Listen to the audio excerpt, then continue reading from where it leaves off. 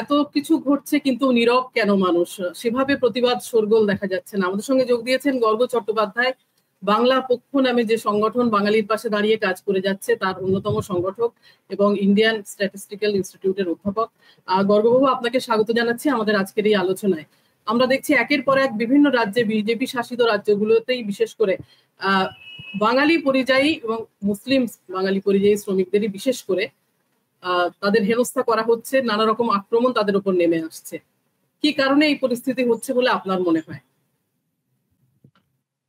প্রথমত এই অবস্থাটি কেমন তার একখানা মানে অবস্থাটা কতটা অনন্য, কতটা সাধারণ তার একটা আন্দাজ পাওয়া যাক। বাঙালি একমাত্র জাতি নয় ভারতে যার আন্তর্রাষ্ট্রীয় সীমান্তের ওপারে একই ভাষার মানুষ আছে। একমাত্র জাতি কিন্তু বাঙালি নয়, ঠিক আছে? যেরকম আমি বলছি, আমি উদাহরণ দিয়ে পরপর বলছি। এই যে দার্জিলিং কালিম্পং এর যে ইন্ডিয়ান সিটিজেন নেপালি, তাদের কিন্তু বর্ডারের ওপারে নেপালে একদম তাদের ভাষা বলার লোক আছে, ঠিক আছে? ভারতে কেউ তাদের কিন্তু ফরেন সিটিজেন বলে হ্যারাস করে না। এক, পশ্চিমবঙ্গে আপনি যদি থেকে সরে আসেন একটু, আপনি যদি ত্রিপুরায় যদি মানে ত্রিপুরা যারা উপজাতীয় রয়েছে, আপনি কিন্তু বাংলাদেশেরও যেটা পার্বত্য চট্টগ্রাম অঞ্চল, সেখানে কিন্তু তাদের একই রকম অধিবাসী পাবেন, একই রকম ভাষার কিছু কিছু। ওকে, আপনি মিজোদের পাবেন মিয়ানমারে এবং মিজোরামে, ঠিক আছে? আপনি নাগাদের ক্ষেত্রেও সত্য, কুকিদের ক্ষেত্রেও সত্য, এটা তামিলদের ক্ষেত্রে মানে আমরা প্রকটভাবে সত্য, যারা যারা ইলাম তামিল রয়েছে এবং সেখান থেকে অনেকে আসলেই এসছে, ঠিক আছে? উগান্ডা, ইস্ট আফ্রিকা থেকে সেখানকার যারা ভূমিপুত্র তারা গুজরাটিদের খেদিয়ে দিয়েছিল, বিরাট সংখ্যক গুজরাটে ফেরত এসছে, কেউ তাদের আফ্রিকান বলে না, ঠিক আছে? এখনো কিন্তু ইস্ট আফ্রিকাতে প্রচুর গুজরাটি বংশোদ্ভূত লোক রয়েছে, এটা লম্বা ইতিহাস আছে। জিন্না, গান্ধী সকলে সেখানে কামাই করতে গেছিল। এখন ইনফ্যাক্ট এই মুহূর্তে আমাদের ভারতের প্রধানমন্ত্রী যে ট্যুরটি করছেন, সেখানে কিন্তু দেখবেন যে আফ্রিকায় যারা মূলত মানে চেয়ার করছেন তারা গুজরাটি, ঠিক আছে? ওই বহুদিনকার সেখানে বসবাস। গুজরাটিরা কিন্তু কারাচিতেও রয়েছেন, যেটা গুজরাটের সংলগ্ন, ঠিক আছে? এই যে মানে একই ভাষায় তারা কথা বলেন। পাঞ্জাবের ক্ষেত্রে সত্য সেটা। অনেকে এটা বুঝতে পারেন না, এই যে যাদের আমরা বিহারি বা হিন্দুস্তানি বলি, ইউপি, বিহার এইসব এলাকা, আপনি যদি এই যে অবধি, ভোজপুরি, মৈথিলি, এই যে তিনটে ভাষার কথা বলছি, এই তিনটে ভাষাই কিন্তু নেপালের মধ্যে যে মধেশ এলাকা তার মধ্যে এক্সটেন্ড করে আর কি, এই ভাষা এলাকাগুলো, ঠিক আছে?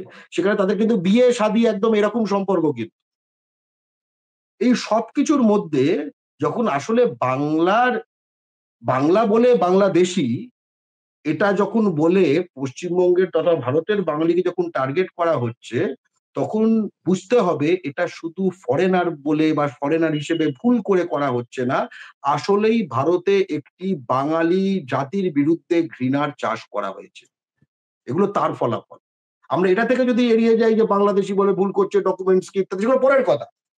প্রথমে আমি করি ঘৃণা, এবারে এই ঘৃণাটি বাস্তবায়ন করার জন্য আমার কিছু মোডাস অপারেন্ডি লাগে, সেটা ব্যাক ক্যালকুলেশন, ঠিক আছে? সেটা ব্যাক ক্যালকুলেশন। অনেক ক্ষেত্রে রায়ের ক্ষেত্রে হয় এরকম, যে রায়টা এই দেবো, এবার আমি তাহলে কোনগুলো নিয়ে এবার এটাকে সাজাবো, ঠিক আছে? এটি বিখ্যাত রায়কে নিয়ে এরকম ভাবেই বলা হয়, খুবই বিখ্যাত বা কুখ্যাত রায়, সেটা আপনি যেভাবেই দেখুন। এবার কোথায় কোথায় ঘটেছে এই ঘটনা, ঠিক আছে? আমি ধরুন আসামের বা উত্তর পূর্বাঞ্চলে আমি আগের ওই ঘটনায় যাচ্ছি না, সেটা একটা স্থানিক পরিপ্রেক্ষিত রয়েছে, ঠিক আছে? আমি আসি হচ্ছে এই গত ধরুন 3-4-5 বছরে যে জিনিসটি হচ্ছে, ইনফ্যাক্ট 7 বছর বলবো। আমার মনে পড়ে বাংলা পক্ষর তখন কলকাতা জেলায় আসলে 3 জন মেম্বার ছিল, 3, একদম গুনে গুনে 3। এই দুদিন আগে আমরা কলকাতায় প্রায় 2500 জনের মিছিল করলাম, তখন 3 জন ছিল, ঠিক আছে? তখন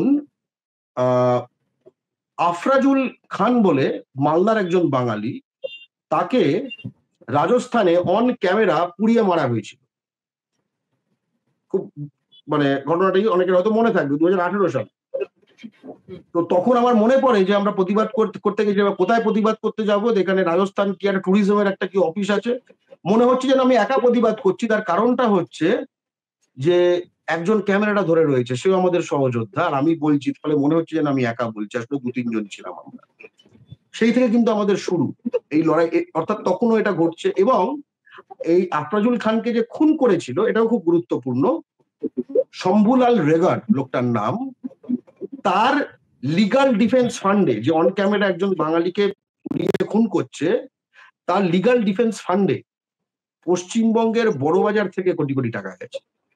এটাও আমাদের মাথায় রাখতে হবে, ঠিক আছে? এই যে বাঙালি ঘৃণা বা হোয়াট এভার, তার একদম গৃহপালিত দুধকলা দিয়ে গৃহে আমরা কি পালন করেছি এটাও বোঝা দরকার। তো যাই হোক, আমরা উড়িষ্যায় বারবার দেখছিলাম একটা বিজেপির প্রশ্ন আসছে। হ্যাঁ, বিজেপির এই সরকারের যে পরিপ্রেক্ষিতটা, সেটা এই ধরনের বাঙালি বিদ্বেষী যে টেন্ডেন্সি গুলো, সেগুলোকে একখানা ক্রিয়াশীল করতে আরো অনেক সহজ করে দেয়। কিন্তু বিজেডি আমলেও বাঙালির ওপর এই অত্যাচার হয়েছে। বাংলা পক্ষ তখন উৎকল ভবন ঘেরাও করেছিল কলকাতায়, তখন কিন্তু বিজেপি সরকার ছিল না। বিজেপি সরকার আসার পরে বারংবার হচ্ছে। বিজেপি সরকার আসার পরে মহারাষ্ট্রে হয়েছে, মহারাষ্ট্রে নন বিজেপি সরকার থাকতে হয়েছে কিন্তু বাঙালিদের ওপর। তারপরে দিল্লিতে হয়েছে, দিল্লিতে এখন। এবং এক্ষেত্রে যেটা বলি, যে আফরাজুল খান বলতে যে মুসলিম মানে হাফ বাংলাদেশি হয়ে গেল, মোল্লা তার মানে ওই আর কি বাংলাদেশি, তার মানে রোহিঙ্গা, এই যে স্লাইড যেটা রয়েছে, এই তত্ত্বগুলোর গালে চড় মেরে কিন্তু বাংলা পক্ষ দেখিয়ে যে প্রতিটি ক্ষেত্রে অন্তত 10% ভিকটিম কিন্তু হিন্দু হচ্ছে, ঠিক আছে? যেরকম গুজরাটে যখন ওরা স্বর্ণশিল্পীদের যে এলাকা, সেখানে যখন সকলে হামলা করে, তখন সারদা হিন্দু হোটেল, সেখানে গিয়ে একদম পুলিশ বলে, এই কেন বাংলায় লেখা আছে ইত্যাদি ইত্যাদি, রান্ডা ফান্ডা কাগজ দেখো, এইসব জিনিস করছে, ঠিক আছে? কর্ণাটকে যখন বিজেপি সরকার ছিল, তখন আমাদের পূর্ব বর্ধমানের জামালপুর যে সেখানকার এসসি পরিবারের ছেলে, ঠিক আছে, পলাশ অধিকারী, সে র্যাক পিকিং মানে একদম মানে রাস্তার আবর্জনা তুলতে সে ব্যাঙ্গালোরে গেছিল। তাকে তার স্ত্রী শুক্লা অধিকারী এবং তাদের 1.5 বছরের সন্তান আদি অধিকারী, 3জনকে জেলের মধ্যে দিয়ে দেয়, ঠিক আছে? 10 মাসের বেশি সময় তারা জেলে থাকে, বাংলা পক্ষ লড়ে তাদের ছাড়ায়। এবং শুধু বাংলা পক্ষ লড়ে ছাড়ায় বলবো না, কংগ্রেস সরকার আসে তখন জামিনটা হয়, সিদ্ধারামাইয়ার গভর্নমেন্ট যখন চলে এলো। আমরা দেখেছি নয়ডাতে বাঙালিদের যে বস্তি ভেঙে দেওয়া হয়েছে, গুরগাঁওতে এই জিনিসটা হয়েছে। আবার একই স্তরে হয়তো মনে হবে এটা একটু অন্য জিনিস, কিন্তু এটা তো যেহেতু শ্রমিক শ্রেণীর বাঙালি, নিম্ন মধ্যবিত্ত বাঙালি, আর্টিসান, রাস্তায় যারা ফেরি করে, তাই তো। আবার এটাই হচ্ছে মধ্যবিত্ত, উচ্চ মধ্যবিত্তের উপর আগ্রাসন, এটা হচ্ছে এই মাছের বাজারের উপর আক্রমণ, চিত্তরঞ্জন পার্কে পুজোর সময় মাছের স্টল অ্যালাউ না করা, অর্থাৎ এটা কিন্তু একটা সার্বিক আগ্রাসন, ঠিক আছে? আমরা দেখলাম গুজরাটে হয়েছে, মহারাষ্ট্রে হয়েছে, ইউপিতে হয়েছে, উড়িষ্যায় ভয়ঙ্কর ভাবে বেড়ে গেছে। এবং আমি উড়িষ্যার কথাটা আরো বিশেষভাবে বলবো, তার কারণ উড়িষ্যায় দুটো কেসে বোঝা যায় যে বলেছে যে বাংলার বাস নাম্বার থাকলে সে বাস জ্বালিয়ে দেবে। হিন্দু মুসলমান না, কিন্তু বাসের মধ্যে তো ভাই যে কেউ আসতে পারে, ঠিক আছে? এবং আরো ভেবে দেখুন এটা বাঙালির কতটা ক্লিবতা। আমি বলবো উড়িষ্যায় যত বাঙালি ফেরিওয়ালা, পরিযায়ী শ্রমিক যা কিছু করে, তার অন্তত 100 গুণ বেশি উড়িষ্যার মানুষ আমাদের পশ্চিমবঙ্গে কাজ করে। এটা ঘটনা, ঠিক আছে? এটা আপনি গুজরাটের ক্ষেত্রে সত্য নয়, এটা মহারাষ্ট্রের ক্ষেত্রে সত্য না, কিন্তু ইউপির ক্ষেত্রে তো সত্য ভাই। ইউপির যত লোক এখানে আছে তার থেকে তো মানে বাংলায় তো বেশি রয়েছে, তাই না? তার মানে তারা আরেকখানা জিনিসে নিশ্চিত যে বাঙালিকে আমরা যা ইচ্ছে করতে পারি, কিন্তু বাঙালি তার কোনো প্রত্যাঘাত করবে না। বাঙালি কিন্তু গুজরাটি নয়। গুজরাটি কেন বলছি? 2018 সালে একজন বিহারি একটি গুজরাটি নারীকে ধর্ষণ করে, 1 সপ্তাহের মধ্যে 25,000 হিন্দিভাষী ইউপি বিহারে তাদেরকে তাড়িয়ে দেওয়া হয়েছিল। আপনি কখনো শুনেছেন কোনো গুজরাটি আক্রান্ত হয়েছে এর ফলে? এই যে মহারাষ্ট্রে এত কিছু হয়, এর ফলে শুনেছেন ইউপি বিহারে কোনো মারাঠি আক্রান্ত হয়েছে? এই যে তামিলনাড়ুতে যে রিসেন্টলি হচ্ছিল, এর ফলে কোনো তামিল আক্রান্ত হয়েছে কোথাও? ঠিক আছে? কর্ণাটকে এখন কিন্তু খুব উত্তপ্ত হয়ে যাচ্ছে মাঝে মাঝে। এর ফলে কোনো কর্ণডিগা আক্রান্ত হয়েছে কোথাও? অর্থাৎ যে নিজের মাটিতে এই জিনিসগুলো, এবার কেন বলছি নিজের মাটিতে আজকে আমরা বাংলাদেশি শুনি, গত পরশু হলদিয়াতে, ওখানে আইসিসিএল এর যে ট্রান্সপোর্টের লাইনগুলো সব বহিরাগতরা রয়েছে, কোনো বাঙালিকে চান্স দেয় না, সেখানে বাঙালিদের বাংলাদেশি বলেছে। এবং বাংলার হলদিয়াতে এমন একটা স্থানিক এলাকা ছিল যেখানে, এমন একটা স্থানীয় জায়গা ছিল যেখানে বহিরাগতরা সংখ্যাগরিষ্ঠ হয়ে গেছিল, একদম লোকাল সিচুয়েশনটায়, রাতের দিকে ভিডিও বেরিয়েছে, তার বাঙালিদের পিটছে একদম। তো পরদিন সকালে পূর্ব মেদিনীপুরের বাংলা পক্ষ টিম যায় এবং যা করার করে, তারপরে তারা বোস করে ক্ষমা চায়, ঠিক আছে, কিছু কিছু জিনিস অফ ক্যামেরাও হয়। এবার কথাটা হচ্ছে যে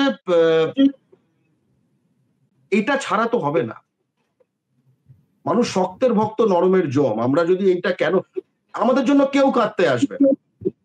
গৌতম বাবু খুবই একটি মানবিক জায়গা থেকে বলছিলেন যে এই যে যারা সিভিল রাইটস আছে, এই যে যারা বিভিন্ন হিউম্যান রাইটস অ্যাক্টিভিস্ট আছে, কিন্তু গৌতম বাবু এই জিনিস লক্ষ্য করেছেন, যদি যদি বিচ্ছিন্নতাবাদী না হয়, মানে এই নাগা, কাশ্মীরি ইত্যাদি এই টাইপের যদি না হয়, জাতিসত্তা ভিত্তিক কোনো প্রশ্নে কিন্তু এই হিউম্যান রাইটস গ্রুপরা কিন্তু ইন্টারেস্টেড হয় না। মানে জাতিসত্তা ভিত্তিক প্রশ্ন তাদের বিচ্ছিন্নতাবাদী হতে হবে, আর যাদের রক্তে ভারত স্বাধীন হলো তাদের জাতিসত্তা ভিত্তিক যদি আক্রমণ হয়, আমাদের কিছু বলার নেই। এটা খুব ভয়ঙ্কর একটা জিনিস। এবং এই যে ভাষার ভিত্তি, আমাদের আইডেন্টিফাইবল, ভাই, এটা আমার জন্মদাগ। আমি গতকাল ভিডিও কলে ছিলাম হরিশ্চন্দ্রপুরে, আমরা এই যে সামিরুল ইসলাম আছে, যে কিনা রাজ্যসভা এমপি, খাটছে, ঠিক আছে, অনেককে কোঅর্ডিনেট করা, ডিএম কে বলা, কাগজ পাঠানো, ঠিক আছে। এবং আমরা মালদা হরিশ্চন্দ্রপুরে যেহেতু বাংলা পক্ষ সংগঠন আছে, আমরা প্রায় 30 জনকে রেস্কিউ করতে সাহায্য করলাম এবং তাদের সাথে আমি ভিডিও কলে কথা বললাম। তারা বলছিল, ভিডিও দেখবেন, আমরা ডিটেল ভিডিও বলছি কি কি করে ইত্যাদি, কি কি হয়েছে, তাদের উপর অত্যাচার হয়েছে। কিন্তু এটা কোনো সমাধান হলো? এটা ফেসিলিটেট করছে, এটা কোনো সমাধান হলো? একটা আমি হয়তো পরের ধাপে বলবো, মানে রিটার্নে, কারণ আমার একটা লম্বা টানা হয়ে যাচ্ছে। কিন্তু আমরা কিন্তু যখন, আমি দুটো ঘটনা বলে শেষ করব। আমার একটা আজ তক চ্যানেল দেখছিলাম, হিন্দি চ্যানেল, সেখানে দিল্লিতে মানে বোধহয় তখন ওই রোহিঙ্গা খুঁজে বেড়াচ্ছে, ঠিক আছে, সব বুম নিয়ে রোহিঙ্গা খুঁজে বেড়াচ্ছে। তো সেখানে ওই বাড়ি বা কিরকম একটু বস্তি টাইপের গুপচি এলাকা, সেখানে আমার মনে পড়ে, সেখানে ওই যে সাংবাদিক বা হোয়াট এভার, আপনি যাই বলুন সে বিষয়টাকে, সে বলছে যে বাংলা বল রা হ্যায়, রোহিঙ্গা রোহিঙ্গা বাংলা বল রা হ্যায়। মানে আপনি ভাবুন, ঠিক আছে, আমি কিন্তু নিজের চোখে এটা শুনছি, লাইভ টেলিকাস্ট হচ্ছে, ঠিক আছে।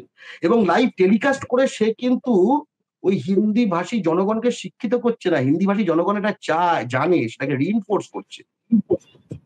আজকে বাংলার মাটিতে বাঙালিকে রোজ বাংলাদেশি শুনতে হয়।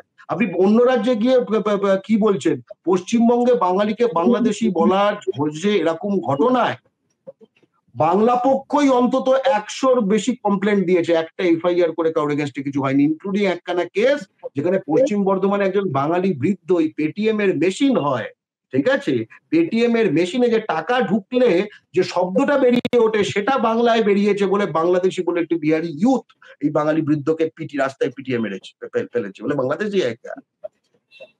আমরা কিন্তু খুব কঠিন বাস্তবে রয়েছে, এবং এই কঠিন বাস্তবগুলো আসলে একটা প্রাক গণহত্যার এগুলো কিন্তু অশনি সংকেত হয়।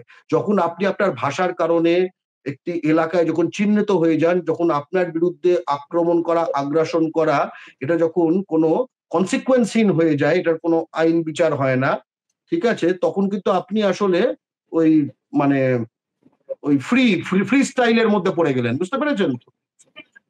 আমরা কিন্তু খুব ভয়ঙ্কর সময় রয়েছি।